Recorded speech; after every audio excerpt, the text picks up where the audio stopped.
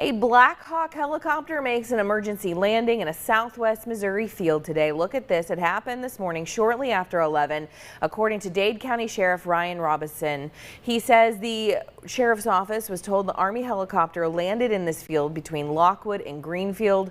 First responders then found the aircraft and all crew members safe with no injuries. Robinson says preliminary information shows the helicopter had a mechanical issue that required that immediate landing.